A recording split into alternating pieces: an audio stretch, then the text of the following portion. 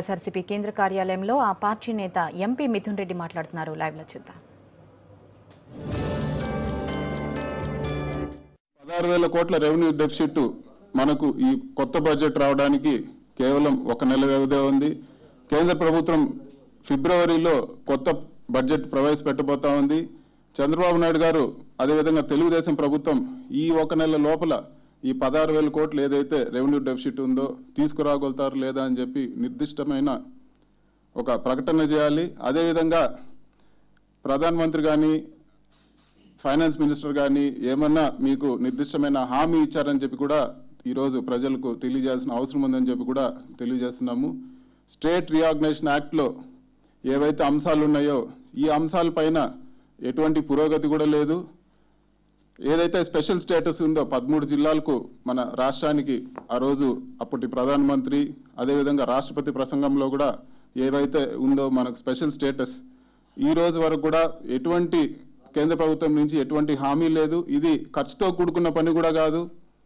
కేవలం ప్రభుత్వం ఒక నిర్ణయం తీసుకొని చేయాల్సిన పని ఇది. ఎప్పుడైతే మనకు స్పెషల్ స్టేటస్ వస్తుందో రాష్ట్ర అభివృద్ధికి ఇంకా కూడా అంటే చాలా ఉపయోగపడుతుంది. ఉద్యోగాలు కూడా వచ్చే అవకాశం ఉన్నాయి, మరిన్ని ఇండస్ట్రీస్ వస్తాయి. ఈరోజు ప్రభుత్వం తీవ్రంగా విఫలమైందని చెప్పి కూడా మేము ఈరోజు వైఎస్ఆర్ కాంగ్రెస్ పార్టీ తరఫున తెలియజేస్తున్నాము. అదేవిధంగా రాయలసీమ మరియు ఉత్తరాంధ్రకు ఈ స్పెషల్ స్టేటస్ ప్యాకేజ్ కాకుండానే మరిన్ని అంటే స్పెషల్ స్టేటస్ కల్పిస్తామన్నారు. దానిపైన కూడా ఎటువంటి ప్రకటన కూడా ఈరోజు లేదు. ఇండస్ట్రియల్ డెవలప్మెంట్ కి దోహదపడే విధంగా చర్యలు ఉంటాయని చెప్పి కూడా విభజన చట్టంలో చాలా క్లియర్ గా ఉంది.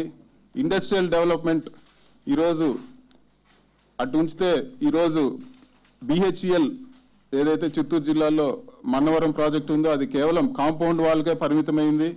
అదేవిధంగా స్టీల్ ఫ్యాక్టరీ ఏదైతే కడపలో పెడతామని చెప్పి రీఆర్గనైజేషన్ యాక్ట్ లో ఈరోజు ఏదైతే ప్రస్తావించారో దానిపైన కూడా ఎటువంటి పురోగతి లేదు.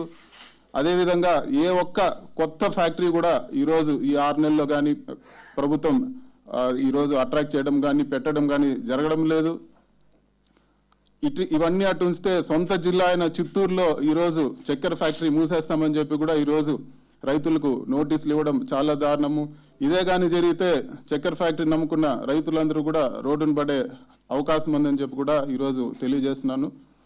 ఇది వరకు మనం చూసాము గత తెలుగుదేశం ప్రభుత్వం హయాంలో 54 సంస్థలు ఎయిదర్ అవి ప్రైవేటైజ్ అయినాయి లేదా మూతపడ్డాయి. చంద్రబాబు గారి ఇంతకు ముందు 9 ఏళ్ల పాలనలో అదే పందా ఇప్పుడు కొనసాగుతుందేమో అనే డౌట్ వస్తా ఉంది. ఈరోజు మేము ఇంటికి ఒక ఉద్యోగాలు కల్పిస్తామని చెప్పే ప్రభుత్వము సొంత జిల్లాలోని చక్కెర ఫ్యాక్టరీని కాపాడుకోలేకపోవడం చాలా దారుణం అని చెప్పి కూడా మీకు ఈరోజు మీడియా ద్వారా వైఎస్ఆర్ కాంగ్రెస్ పార్టీ తెలియజేస్తుంది. అదేవిధంగా green field crude oil refinery ఏదైతే రీఆర్గనైజేషన్ యాక్ట్ లో మెన్షన్ చేశారో ఆ green field crude oil refinery గురించి కూడా ఎటువంటి హామీ కూడా మనకి ఈరోజు కేంద్ర ప్రభుత్వం నుంచి లభించడం లేదు.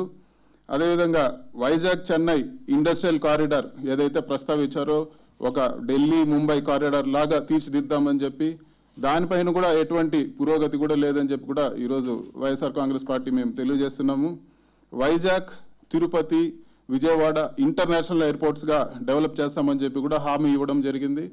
ఈరోజు ఒక విమానయాన మంత్రి మన రాష్ట్రంలో పెట్టుకొని ఇంతవరకు ఒక తేదీ లోపల మేము ఇవి ఇంటర్నేషనల్ ఎయిర్పోర్ట్ చేస్తామని చెప్పలేని పరిస్థితి ఉందంటే ఇంతకన్నా దారుణమైన పరిస్థితి లేదని చెప్పి కూడా మీకు ఈరోజు తెలియజేస్తున్నాను. కొత్త రైల్వే జోన్ అది కూడా ఖర్చుతో కూడుకొని పని. కేవలం ప్రభుత్వం ఒక డెసిషన్ తీసుకుంటే కొత్త రైల్వే జోన్ మనకు ఏర్పడే అవకాశాలు ఉన్నాయి. దాదాపు సంవత్సరం కావస్తా ఉంది. ఎటువంటి ఇది హామీలో అంటే స్టేట్ రీఆర్గనైజేషన్ యాక్ట్ లో ఒక హామీ అయినా కూడా ఎటువంటి దీనిపైన ఎటువంటి పురోగతి లేదు. అదేవిధంగా మనకి ఏవైతే కొత్త లైన్స్ ప్రామిస్ చేశారో రైల్వే మనకు అంటే రీఆర్గనైజేషన్ యాక్ట్ లో రైల్వే బడ్జెట్ లో చెప్పలేదు.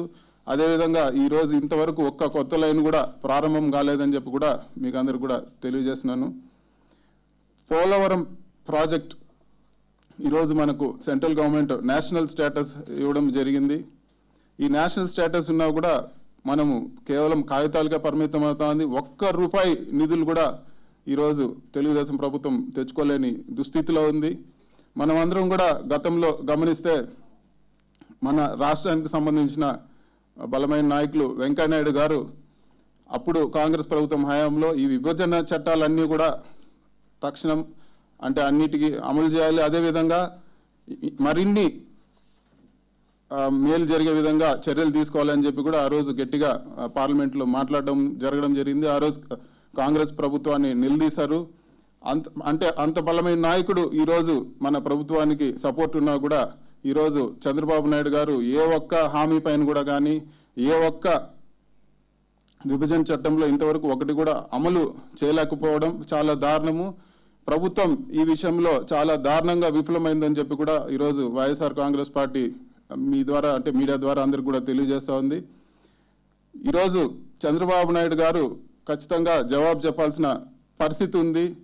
ఒక్క ఉత్తరం అన్నా మీరు స్పెషల్ స్టేటస్ గురించి మీరు రాయగలిగారా, లేదా మీరు ఫలానా తేదీ లోపల ఈ నిర్దిష్ట సమయం లోపల ఈ డేట్ లోపల మేము మాకు రావాల్సిన నిధులు తీసుకొస్తామో లేకపోతే మొదలు పెట్టాల్సిన ప్రాజెక్ట్ మొదలు పెడతామో చెప్పాల్సిన అవసరం ఉందని తెలియజేస్తూ థ్యాంక్ యూ.